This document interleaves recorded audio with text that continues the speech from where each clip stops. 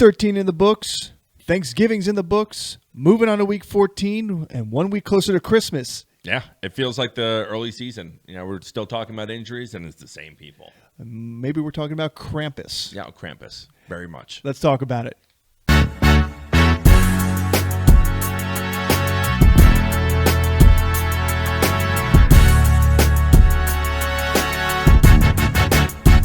And welcome back to the Standard Fantasy Football Podcast. I'm your host, Jono. And I'm your host, Chris, and we are jumping into a Week 14, a pivotal Week 14 for a lot of you out there. This is the last week before playoffs in most leagues. So you guys, the teams that are on the fringe, this is your win or go home. This is your punch-it ticket to the playoffs for your chance to win your league. Not happening for me this year, unfortunately. Yeah, but you've had plenty. I mean, you've had plenty to boast about. Yeah, you know, the injury bug has really hit me hard this year, and it's just been like the inopportune times. Speaking of injuries, let's move on past this because I'm really upset. Don't want to linger on this at all. But the injuries for this week, we had quite a bit. Starting with the big news is the San Francisco running back the room is completely decimated. Looks like we both lost both Christian McCaffrey for the season and Jordan Mason. So, guys out there, we'll be talking about it in just a couple minutes. The obvious is Isaac Guerendo, and we'll get into it in a little bit too. Yeah. Let's talk about the quarterback position. Trevor Lawrence, if you guys didn't see the Al-Shaair hit on Trevor Lawrence, the egregious penalty, leave a comment if you think he should be suspended, because I think he should be suspended for multiple games on a hit that was similar to how Joe Flacco went down years ago. But moving on, it's a tough one. That's definitely a dirty play. It was not a bang situation, though, in my opinion. That's the only difference. It wasn't. I mean, he clearly he dropped his. And this is the problem, guys. This is the historic problem, and this is becoming more and more of a problem. Is when people are spearing and lunging, they're dropping their head. They don't know where they're going. So when a guy goes and slides and you already initiate your diving at him and your head's not even up and you can't see it, well, but the timing of it, when you go back and watch it, when he dives, he's already in. He's going towards a sliding body. He's angling towards the body versus angling towards a quarterback high up in the air and happens to clip the top of his head. This was full on chest. On top of that, really at the end of the day, did we forget to learn to wrap up and use our arms and tackle people? Because all you see are people diving at knees with shoulders and dropping their heads, diving at bodies and dropping their heads. Like, nobody wants to learn how to tackle properly anymore, but that's beside the point. Lawrence is out. Cooper DeJean. Oh, he's fantastic. Yeah, great tackle. Yeah. Trevor Lawrence, to be determined when he's going to be back. He's probably missing this week. He's definitely going to be missing this week. There's a chance, based on how the severity was of it, he could miss multiple weeks, and we'll see. So we're back on to the Mac Jones train there. And then you saw Baker Mayfield with an ankle injury. He did return to the game. However, that's something they already talked about. He may not practice much. He's not sure. Todd Bowles said the practice level for Baker Mayfield is up in the air for this week. So that's something to watch too, because that does affect the big pass catcher in terms of Mike Evans, but it may also benefit the Bucky Irving's owners out there, which you did see. So fire up Bucky Irving.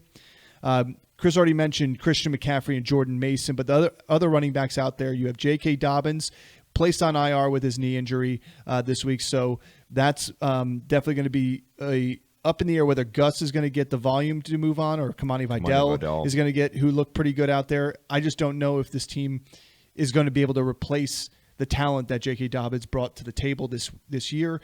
Eckler's still on concussion protocol, so fire up your replacements, whether it be McCormick or Rodriguez. Definitely going to have a backup there because they use two running backs, even though Brian Robinson Jr. is playing lights out. Yeah, it looks fantastic. It's something we thought early on in the season. Roshan still in concussion protocol. Yeah, and then the two running backs for Vegas, I still think we need to keep an eye on them. I don't think it's as much, and we'll talk about that in a couple minutes too. But even if one of them did come back, I still think they're going to lose some touches. to the two guys that have been operating in that backfield the last 2 weeks. Well, you have 2 wins on the season. There's no reason to go back to guys who aren't. You know what you have in those other guys. Yeah, right? Like, you got to see what you have in these younger guys too. And that's a point for well, Trevor. Not Abdullah, but the younger guy. Yeah, and that's the point for Trevor Lawrence too. Is it's if they're not in the race. No. If they were in the race, then maybe Trevor Lawrence comes back in a week or two. I don't think they're in any rush to bring Trevor Lawrence back. I still think he's going to miss multiple weeks from this. Wide receiver-wise, Lab McConkey knee injury. He didn't seem to be hobbling off or in any crutches or anything like that in the game, but that's something to watch because there was an injury. He did miss some time during the game. Rashad Bateman left the game due to knee injury too. That's another one to watch out for to see the severity this week. Look at your Wednesday injury reports. DK Metcalf, knee injury, left the game. He did return to the game and play, but still see how it progresses this week. And then Calvin Austin left the game too as well for the Steelers in that game. And Van Jefferson ended up having a big catch towards the end of the game there. So that's another one to see as well. If he doesn't go there, there will be a new number 2 wide receiver. And it's probably going to end up being Pat Freiermuth, and we'll talk about him in a little bit. And then the lone tight end, or I should say gadget player, who is missing the rest of the season due to a knee injury that includes the ACL and more damage, is Taysom Hill, unfortunately. A 35-year-old NFL player that it's a difficult one to return from as it is already. When that injury happened, I thought he broke his femur. Like the way he kind of just got sandwiched in between his leg, just got it almost got crushed. I was like, yeah, that's really hard to do. But it didn't look like there was his knee got bent in. Wrenched. Yeah. But I mean, it was a pileup. It was tough to tell, and it was quick. But anyway, he's gone. Bad loss for that offense. Yeah, I mean, he could have been the league winner. Because that offense, he was pretty much the shining light next to Kamara. Well, I mean, now Kamara's usage is just going to skyrocket. Oh, yeah.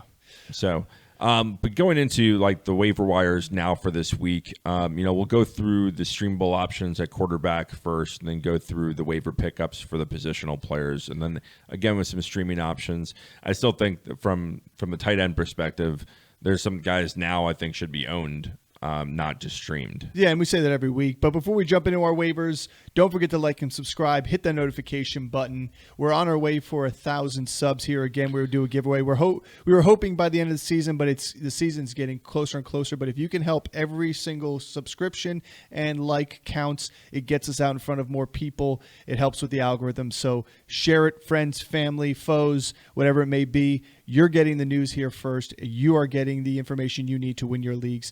Keep it coming. And let's move on to these QBs. So let's talk about some streamable QBs because, again, we're at the point of the season where you should be owning people. And I think there's one name on here that definitely should be owned as a backup option because of the schedule he has going forward, and that's Will Levis. I mean, it was not a great showing against Washington, but he still threw for 2 touchdowns and 250. He has a wide receiver in Nick Westbrook-Ikene that can't drop a touchdown. So dropped 3 other balls, but didn't drop a touchdown. Yeah, didn't drop a touchdown. But I think this is a guy that he has the beneficial matchups, but on top of that, you're showing some growth in his play from the beginning of the season till now. He's making the tougher throws. He's not fearing of making throws. He's not holding on to the ball as long as he should. Yeah, I mean, he's getting sacked a lot and having incomplete passes, but even with the turnovers, you can live with it because he does have rushing upside. And the schedule is so easy for the rest of the season. So if you're a team that you have all the other pieces, but you're really struggling at quarterback or having some consistency in there, Will Levis is a guy for you. He's not going to have the 30-point blow-up weeks like Jaden just did or Russ just did or Josh Allen, but he can have you 20-point weeks, and he gives you a pretty good floor. This offense is going to be playing from behind in most games, so it's beneficial to have a guy that's going to be throwing the ball 35 to 40 times a game, and he has competent weapons on the outside with Calvin Ridley and NWI and Chigakonkwo and even Tony Pollard out of the backfield as a receiver. He has the weapons there. Well, let's talk about it this way. Because this is week 14, this is another Buymageddon week. I still don't understand why the NFL does it this way, why week 13 and week 9 don't have bye weeks. Because they hate us. But anyway, Baltimore, so your Lamar Jacksons are on bye, Bo Nix on bye, CJ Stroud on bye, Anthony Richardson on bye, Jaden Daniels on bye, and Drake May is on bye. Now, if that one of those owners out there probably doesn't have a hefty backup because you haven't had to have a backup at all unless you're an Anthony Richardson owner. So you're probably rolling with nobody behind Lamar Jackson or nobody behind C.J. Stroud, or unless you pick somebody up for a stream here and there. Will Levis is a guy that you can go grab, and you could actually be comfortable starting in Week 14 against Jacksonville. Yeah. Another one I like is Monday night. Cooper Rush against the Bengals. I think this would be my stream of the week, and this is only because you just gave up 400 yards to Russell Wilson through the air. You can't stop this team. This is almost historically good and bad team at the same time. When you have a team that has put up a quarterback's put up 300 yards and 3 touchdowns and has lost all 4 of those games, that's difficult to do. But your defense is letting you down, Joe Burrow. And this is another one where, hey, they're coming off the heels of some good play, some good wins. Cooper Rush looked good. Schoonmaker, even if Ferguson comes back, is still going to have opportunities, I think, too. CeeDee Lamb may finally get some good opportunities here against Cincinnati. It's just, it doesn't look good against Bengals. It's a different offense with Cooper Rush operating it. The shots downfield aren't as much, but they are peppering across. They're consistent. Like, they're giving him easy throws to complete, and obviously having like Schoonmaker and Brandon Cooks is back. Yeah, and Dez, or not Dez, CeeDee Lamb on the outside. It's really making it easy. And they look good running the ball, at least last week against the Giants. But then again, anyone looks good running the ball against the Giants when Dexter Lawrence is down. Yeah. And Cooper Rush is a good play. I think my favorite play from the weekend is going to be Aiden O'Connell versus Tampa Bay. I think this is a great streamable option. If you're looking for just a win this week, you saw Tampa Bay get kind of torched down the field by Bryce Young. And I think Aiden has weapons. I think Aiden operates this offense. I think Aiden was just going to be the starter all along, and he gets hurt. Minshew kind of takes over. This team really started to struggle, but we saw Myers get really, really involved. Obviously, Brock Bowers is involved, and then these 2 running backs are making this offense look balanced and efficient. Well, I also think when you look look at against Kansas City, but you look at O'Connell compared to Minshew, and Minshew didn't look as comfortable in the pocket. Minshew also didn't spread the ball around as much. He hyper-targeted his 2 guys. This team benefited because O'Connell, he peppered Brock Bowers because you have to, but he spread the ball around enough, and in situational times was able to get it to the right guys and the open guy and not try and force a play out there. One of the things that I like moving forward here at the running back position is the one you brought up this past week, Sincere McCormick. I mean, you were the only one out there really talking about it, but Sincere McCormick is going to be a pickup. Chris was saying earlier, we don't know about the running back starters that have been there, and Alexander Madison and White, but it doesn't matter. I think this guy showed some explosiveness, some difference in the backfield, and I think he'll continue to garner touches in a team that has 2 wins. Like, the only opportunity for them to not have the number one pick is to lose to Jacksonville later on this year. Otherwise, Jacksonville will get the number 1 pick because there's no way for them to end with 2 wins. It's just, you see back-to-back games against 2 good rushing defenses where McCormick has now had over 6 yards a carry in the first game. And then against Kansas City last week was averaging over 5 yards a carry. Yeah.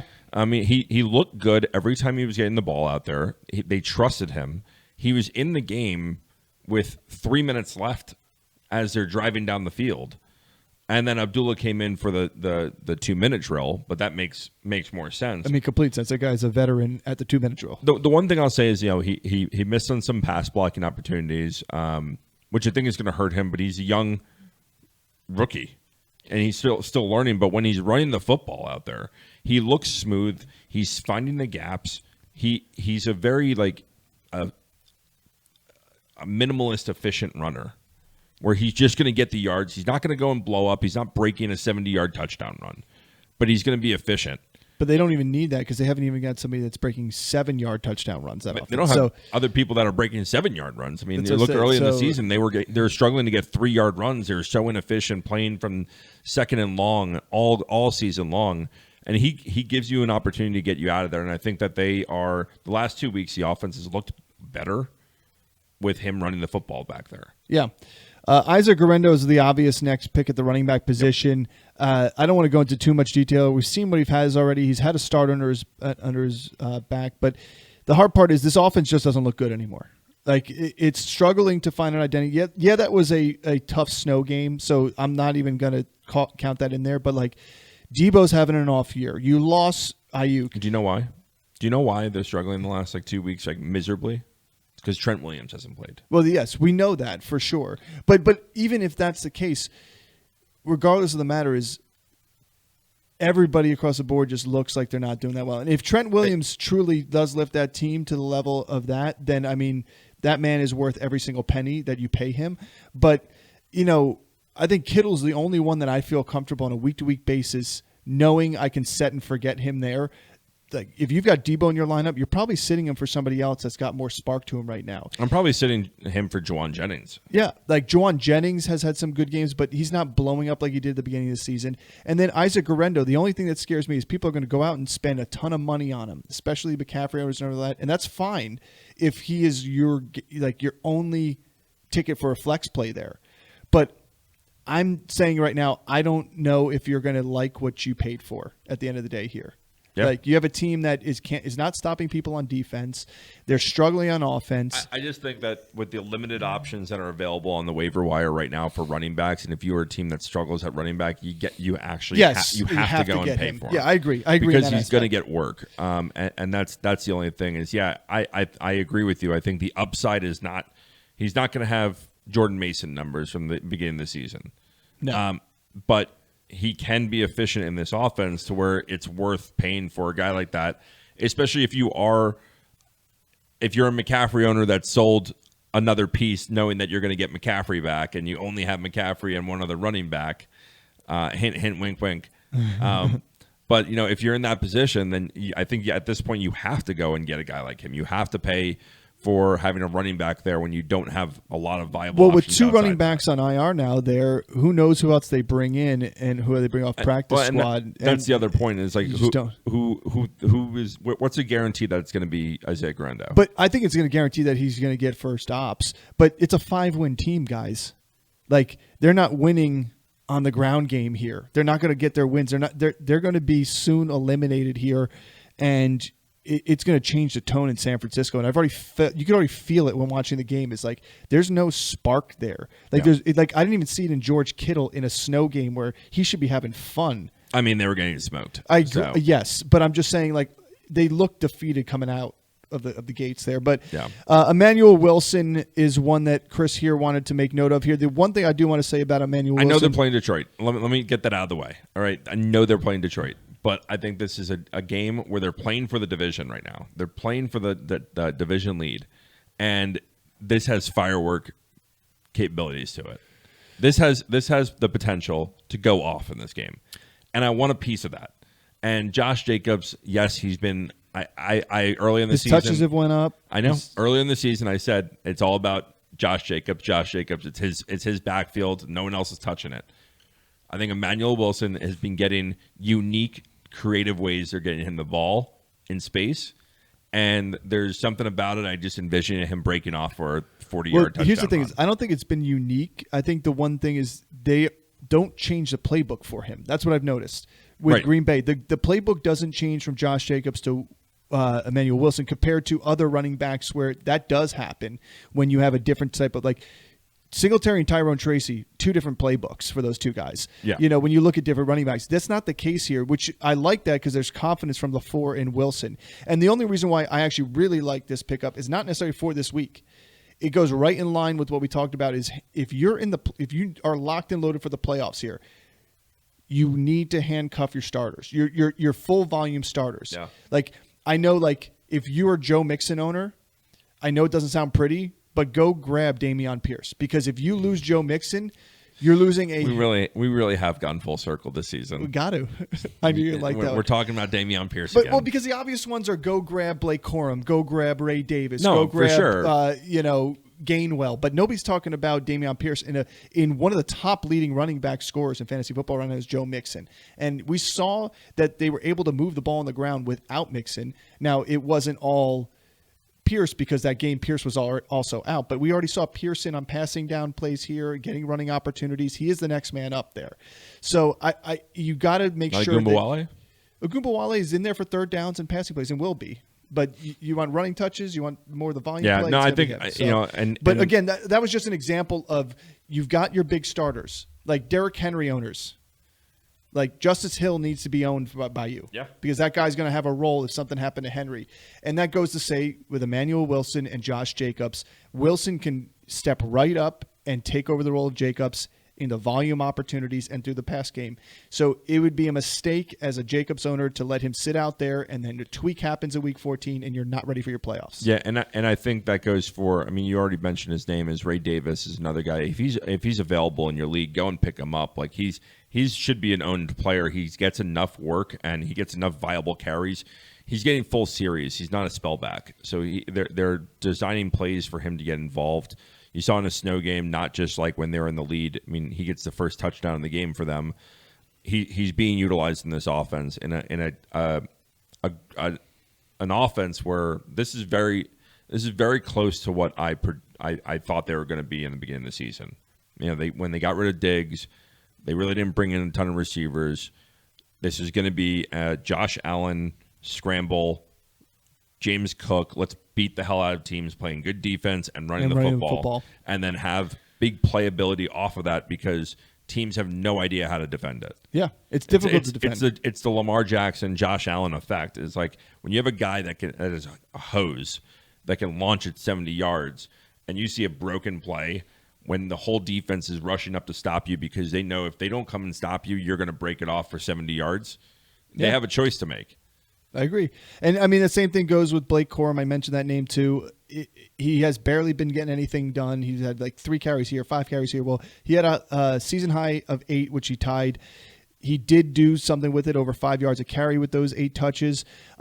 He was pretty much in there for an entire drive, which was good to see. But then when they got towards the goal line area, so Kyren comes in. That's the only difference with him. My one knock on him is that he's not getting the valuable workload. And they did remove him on third down, and Kyren would come in on the third down play. Because Kyren, if you guys go back and watch tape on the Rams this season, one of the best pass blockers in the NFL is Kyren Williams. That dude throws his body in front of blitzing linebackers very well. But he is still, again, Blake Corum will be the sole owner of that backfield if anything happens to Kyren. Yeah. Let's move on. Enough of that. We've told you guys until we're blue in the face. We're not going to tell you again going to week 15 because those guys will be scooped up. I'm red in the face of embarrassment. Yeah, it's been bad. Wide receivers. Adam Thielen is one that we mentioned before when he was coming off his the IR. Hey guys, I said this last week or 2 weeks ago when he was on bye. I was like, go and pick up Adam Thielen. Go and pick up Adam Thielen. And what has he done since he's come back? Exactly what he did before he left. Yeah. And exactly what he did last year. So as long as he's in the game, he's going to be targeted. He should have 2 touchdowns. The other one that we talked about, Nick Westbrook-Ikene. I was watching all the games and when the first touchdown was going into review, I switched off the audio and I'm like, hey, he scored a touchdown. Yeah, knee and elbow. And then I came back and they ruled that it wasn't a touchdown. I'm like, how did they not rule that a touchdown? I'm like, then they started talking about the elbow. I'm like, the elbow shouldn't matter. He dropped the knee. Yeah, the knee hit. He had possession. We the talked knee got about dropped. Knee and hip is 2 feet. Like that's the rule. A shin is 2 feet. Yeah, that's what I don't get. The knee hit first. It wasn't the elbow. I don't get it.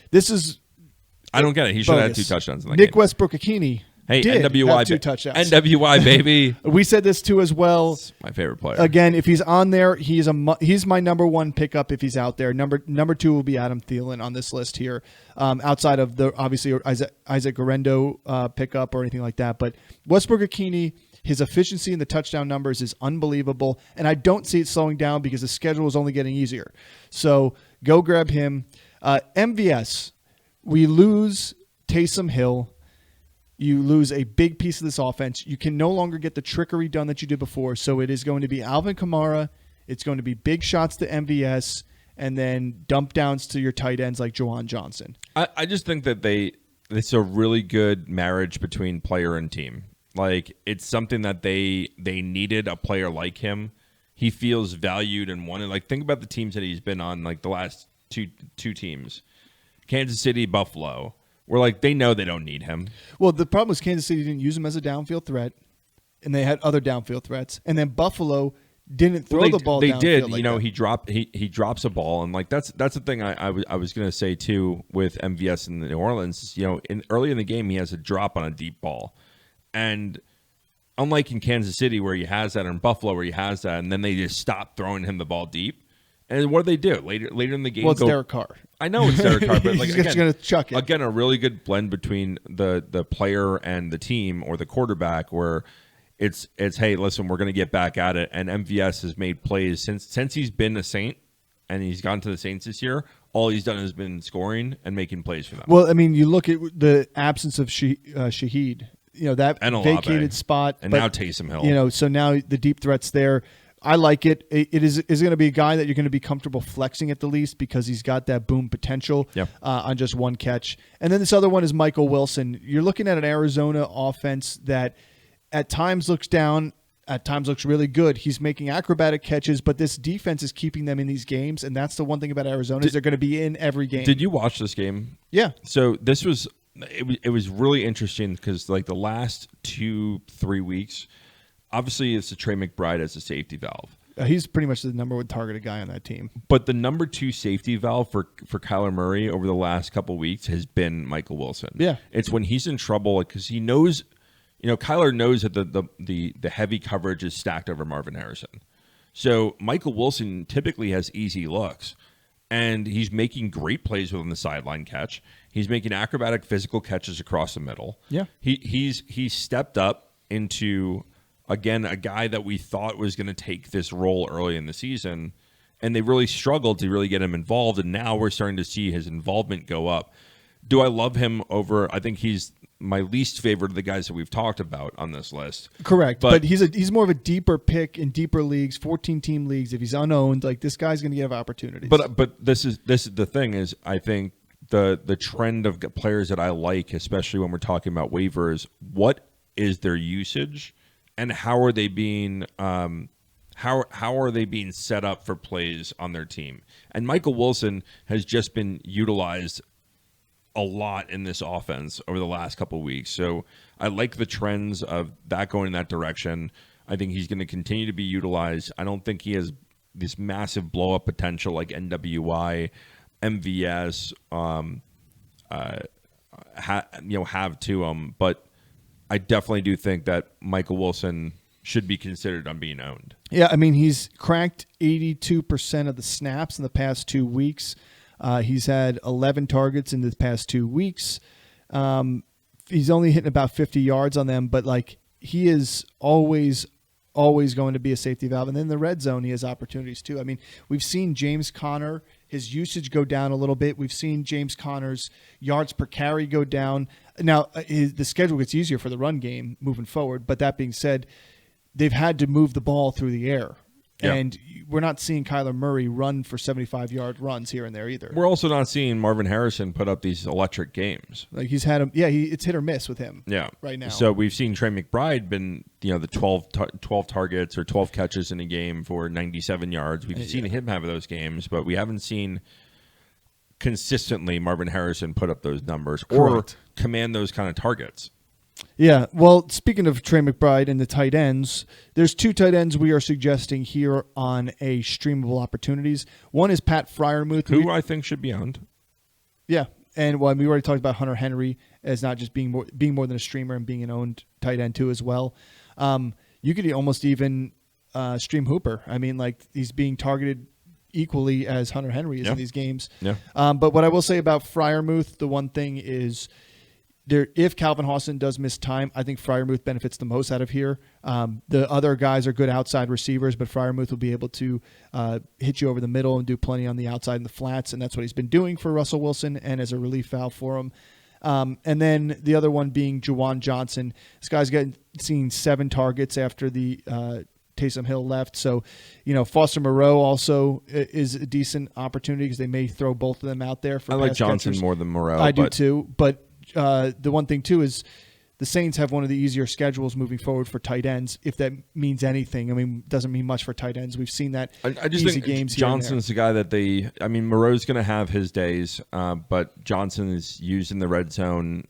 Johnson's a bigger downfield threat. He's a huge body, a physical freak, and a matchup nightmare for both a linebacker and a safety. Moreau, you have seen more in the red zone on short area targets into the end zone, which is where he's stolen quote-unquote touchdowns from Johnson. But Johnson definitely is a little bit more downfield weapon, and I like that too. Yeah. And I think he could be owned moving forward if you've been somebody that's been streaming tight ends. Grab him now and hold on to him because the schedule's easy and they're going to have to throw to people. They're going to have to throw bodies. Yeah.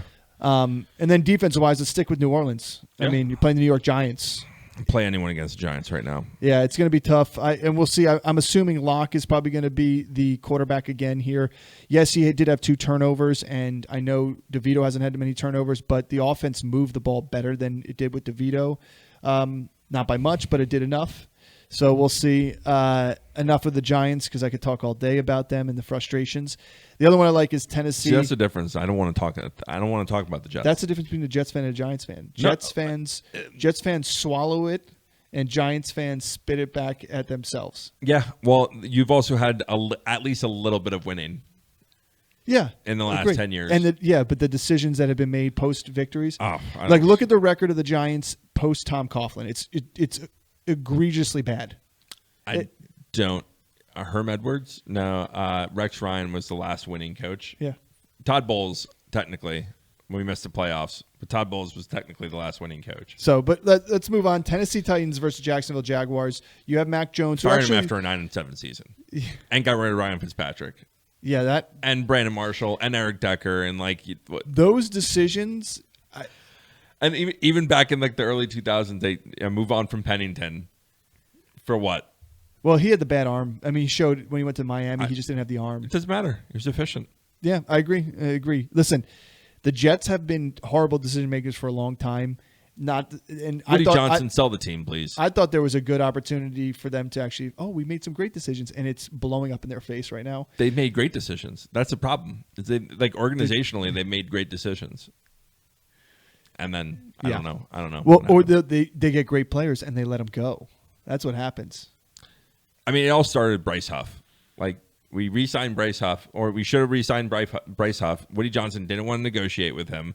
So instead, you let him go to the Eagles. Then you trade with the Eagles for Hassan Reddick, who doesn't want a new contract, and you refuse to negotiate with. And by the time he even wants to negotiate, you're already 2-5. Yeah. So, what are we doing here?